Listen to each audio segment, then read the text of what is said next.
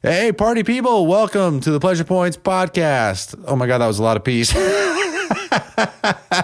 Anytime I try to do a different intro than I normally do, it just gets weird. Anyway, I'm your host, James Rohr. Thank you so much for being here. I hope you had a great Thanksgiving. I can't believe that this is now episode 51. You guys are absolutely the best. Thank you for listening, for sharing, for supporting the show. If you are writing positive reviews on iTunes, I really appreciate it. Did you know that you can listen to the show on Spotify? It's available there as well. However you're listening to it, I'm just so grateful and thankful for you. Thankful that you're here. Thankful that I get to do this and that you guys seem to be getting some good things from it. So enjoy the show.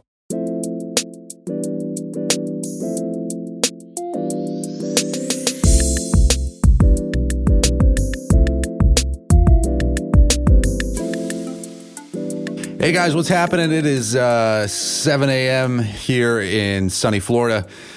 I'm hopped up on coffee and I wanted to record a podcast before I head out to the much colder confines of Chicago for the holidays. So this, I guess, will be coming out after Thanksgiving. So I hope you had a great holiday. We are about to fly up to Chicago, but we may not be flying much soon as we've been deep in camper van world. And every time we tell ourselves we're not going to talk about getting a van, we just keep talking about it.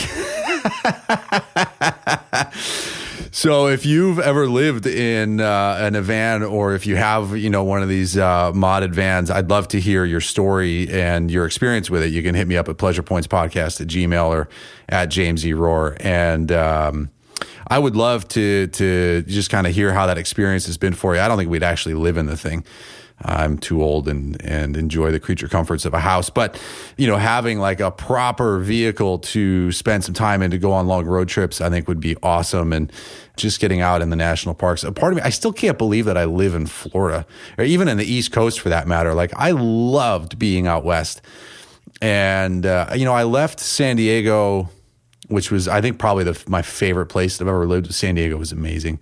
And I left there after I finished acupuncture school for a couple of reasons. One was I sent out my resume to every integrated medicine center that I could find, because I really wanted to work with Western medicine to, create this new hybrid healthcare model. And at the time, I think there were only like 10 integrative hospitals that had any kind of alternative medicine program. And I ended up getting a job at one in Chicago, which was cool. And so I left to San Diego, and I just kind of felt like my time there was over. Same thing when I left the Bay Area. I was just like, I don't want to be here anymore. And yet I think about it all the time. And when I was in Chicago, I kept feeling like I was going to end up back by the ocean. I would do these meditations and I would see dolphins and feel all this ocean energy. And I thought for sure I was going to move back out to California.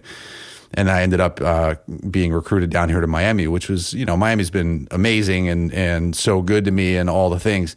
But I miss the wildlife and the parks and the mountains, and, how you can you could surf in the morning and ski in the afternoon in California.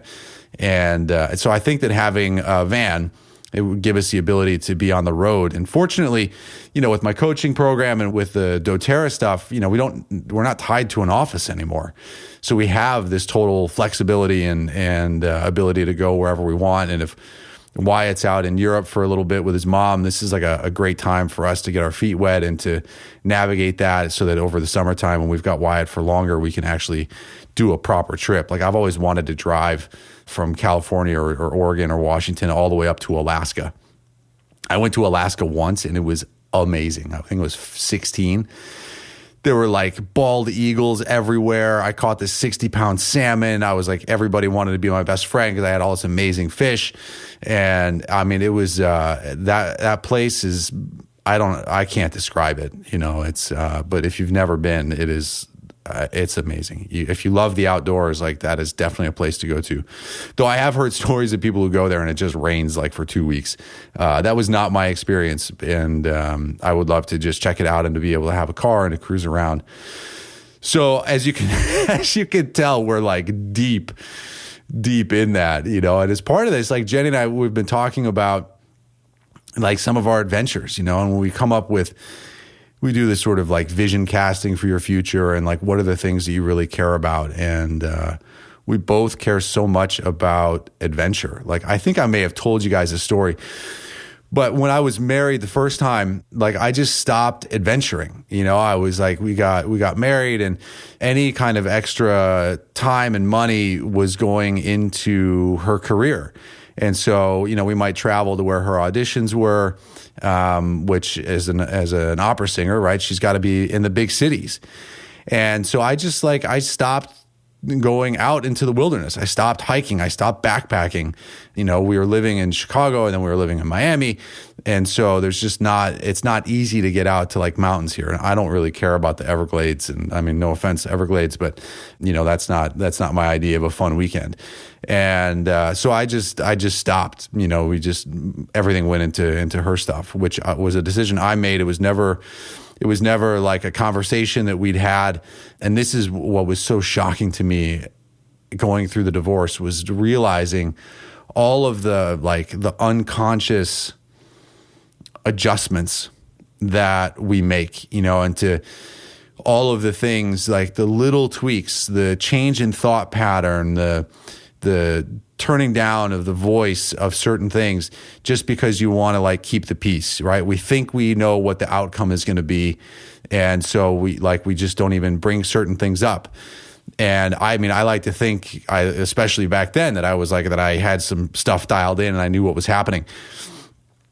And so going through the divorce, to realize like all of these places where I made these little compromises and little tweaks. And those of you that have been in like really toxic or super abusive relationships, I mean, I've heard stories, but I can only imagine what that process must be like.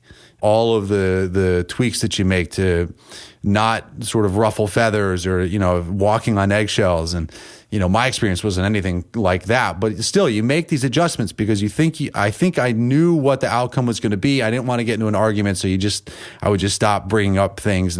And what was really frightening to me was I stopped even like thinking about certain things. So what happened was, at the end of the marriage, you know, I was like, we hadn't talked about separating. I hadn't even thought about separating yet. You know, it's like we had Wyatt and I was in it, right? So this is what was happening. But I was feeling, we'd been almost the first year in New York. I think we'd been 8 or 9 months in New York. So I was going back and forth, New York, Miami, and I was just kind of tired. And I was like, what am I doing here in New York? Like, I mean, for that matter, like, what the fuck am I doing in Miami too?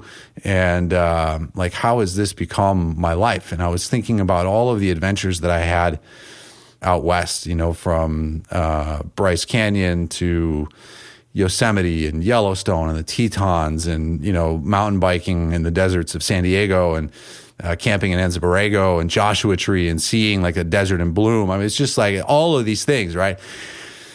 And I hadn't done any of that for years.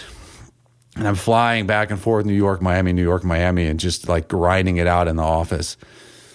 And I mean, it wasn't that bad of a grind. I love my clients and it was amazing. And I had such a nice setup and it was beautiful. But internally, I had stopped tending to my fire. And so what happened was, it was right around this time of year, it was the holiday season, and North Face came out with this ad campaign where they had a version of This Land Is Your Land by My Morning Jacket. And it was on Facebook, and I see the ad, right? Or someone posts the video of it, and I watch it, and I'm in my office. I've got a client who's resting with the needles in, and I'm out there like, you know, fucking scrolling Facebook or whatever. And I see this video of North Face people doing North Facey things. And I started crying. And I didn't know, like, I was just like, what, like, step out of myself. And I'm like, what is happening to me? Why is this happening? What is going on here? And I just had gotten in touch with how I stopped adventuring. And I was seeing people do stuff that I used to do and that I was so happy doing. I mean, some of the happiest times in my life are when everything that I've owned has either been in my car, or everything that I needed for a month or two on end was on my back. And I've always appreciated that sort of. It's not even minimalism to be minimalist. It's just like psychically everything is with me. Now I know it's different, right? I mean, we have Wyatt and we're building a family, and we've got, you know, the cat and shit like that. So, you know, it's just part of growing and expanding with family and things. But there's still that feeling of, having everything that you need. I mean, we were packing for our trip last night, and Jen was like, it would be great. It's like she's trying all these dresses. I'm like trying to figure out what to pack.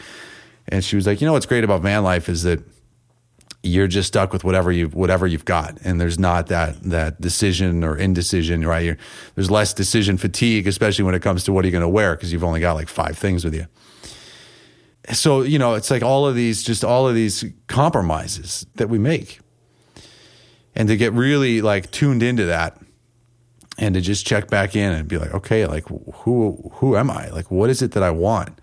What is it that I like? Where do I thrive? And having that sense of adventure and being able to get out into the kind of environments that you like to be in, I just think is so important. There's research that's been done. These researchers showed that the number one factor that they want to look at as far as determining compatibility between two people isn't necessarily like race and religion and income.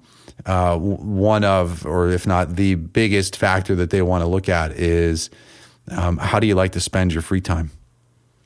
How do you like to vacation? Right? So couples that are comparable on like adventure level are that bodes very, very well for long-term compatibility. And it totally makes sense because you've got, most people have a finite amount of vacation time. And so if you are like, well, we've got to go do some, like, it's your turn to choose the vacation. And I think what you do is stupid and annoying, but this is our compromise. That's a tough, that's a tough way to be really excited about what you're going to do with your life. So I sat there and I was just like, I was watching myself and seeing the tears fall and just getting in touch with that part of me that I had neglected, that I'd consciously made the decision, okay, we're going to like invest in her career. We're going to do these things. But I didn't like fully take stock of what that meant that I was surrendering and giving up and like what the value of that was to me, and it's unfair I'm not blaming her at all. It'd be very unfair to do that because I didn't advocate for it. I didn't say that this is what I wanted to do. And I imagine that if I did, she would have been like, yeah, okay, go for it, and she may or may not want to go. But I just was like doing the math on the cost and the expense and the time away and all of that. And so I just didn't even bring it up. I was like, well, I don't need to bring it up. And that's the kind of shit in a relationship and the relationship, most importantly, with ourselves, that is like so important to stay tapped into, And so if you are in a relationship right now and you're finding yourself not very fulfilled, I would ask you, like, where do you thrive? What really brings you joy? I used to work with this doctor, Dr. Karen Koffler. She's amazing. She's hired me twice and given me all these amazing opportunities. And she used to have a question that she would ask her clients where she's getting to know them, and she would ask them, she'd go, what do you do for fun? And then they say, whatever, bullshit. And then she would say, and when was the last time you did it? And I love that because, I appreciate things that start off like lighthearted and fun, and then all of a sudden immediately get very sobering. And that's a question that'll do that, especially if someone's seeing a doctor for, stress management and trying to get your life back on track. Chances are you haven't done that fun thing in a while. And so, so I had a moment, I had a strong moment there. And it was a sobering moment. I was like, man, when was the last time that I did that? I couldn't even remember. And so, so then I wanted to share that experience with her, and I reached out to her and I sent her the link and I said, hey, this really struck me. It was like a big thing, and I really was feeling it, and, all of that. And, she never watched it. And, look, we had Wyatt, she was busy, she had her, her things going on, and she just may not have cared. And that speaks to, I remember that being like just as devastating to me at the time, because I don't feel like it was a lot that I was asking. Like, it was rare for me to like, be like, hey, I really like this, I'd love for you to check it out and we can talk about it and like, see how you feel about it. And I can talk to you about what it brought up for me. And she just never watched it. And I remember at the time feeling like really sad and kind of hurt by that. And as I was studying relationships after the fact, that was when I started reading more about how one of the key factors for sustaining a relationship and a good relationship, and some, this other researchers said was really important, was, being emotionally attuned to your partner. And when someone has a bid or a call for attention where they say, hey, like, read this article or read this book or check out this show or look at this cartoon, or like cartoon. I've been watching Rick and Morty. New season's out, by the way, if you haven't been checking it out. Rick and Morty is fucking amazing. I got into Rick and Morty because I was at this retreat and there was this guy from, I think he's in Germany, but I think he was working in Silicon Valley. He's this engineer, like brilliant guy. You're just talking to these people and you're just like, holy shit, you are so smart. And he and I were having breakfast one day and he talked to me. I had never seen it before. He talked about Rick and Morty for about 45 minutes. And I was like, wow, this guy can talk. He can talk about AI, he can talk about computer programming and like huge systems. And instead he's just totally nerding out on this cartoon for like 45 minutes. And he was breaking, there was an episode with Pickle Rick. And he was breaking it all down and like, this sort of meta analysis. And I was like, wow, like I don't remember the last time I saw anybody get that excited about anything, maybe except for me when I thought about, oh my God, I have to start hiking again. And so this guy was like, he was just totally nerding out on Rick and Morty. And so when I came back, I was like, I gotta watch this show. I have to check it out. And it's like, Rick and Morty is amazing. It's not for everybody. I had seen things for it and I was like, oh, this like sort of, what was Doc, the Marty McFly and, the Doc, the kind of looking character, and there's like all sorts of interdimensional beings and goblins and ghouls and stuff. And I was just like, I don't think I'm into this. And then once I started watching it, like it is so smart. I might get 3% of the references and they slay me when I get them. And it's like, there's so many other things that must fly over my head. And it's a cartoon that bears like multiple viewings because it's just so loaded with things. Anyway, there's a new season out. So when you're like, asking somebody that you're with to like pay attention or like respond to something that you find interesting, how they respond to that, or if they respond, is a big thing. There's these researchers that could predict if a couple would be together after watching them, interact together for an hour and a half. And the thing that they would look for is how did the partner respond to that bid for attention, and that's one of the things. One of my coaching clients last night, we had one of our calls, and she's super stoked because she'd matched with a guy online, as those things tend to go. They're like talking a little bit, like whatever, but nothing was really coming of it. And then she watched my webinar and she booked a free call with me, and we talked, and she decided to sign up for the coaching. And as we were, eliminating some of her blocks and, just kind of like illuminating some of her blind spots when it came to romance and vulnerability and all that, she started to reconnect. She started to connect with this guy, and things started to progress. And we were able to handle the anxiety and, give her a strategy that was helping her to be authentic and to show up in the way that she feels represents like how she wants to be in the world. And this guy that she's like he asked her to, basically go steady, to be committed. And she's like so thrilled. He seems like super excited. They're FaceTiming all the time when they're not seeing each other. And, she's in that place where time just seems to dissolve, and, you just like hearts are beating and you're in the thing. And she's been approaching this relationship very different than any other relationship. Like we came up with a great strategy for her. She's totally crushing it. And this guy's divorced. He's been divorced for a few years, and he's ready to, get back into a committed relationship. And she was asking me, she said, since you've been divorced and remarried now, she goes, I kind of feel like I struck gold, because this guy seems like he's like, really attentive, and he's like, he seems to anticipate things that I wouldn't. And I suspect that it's because he's been married before.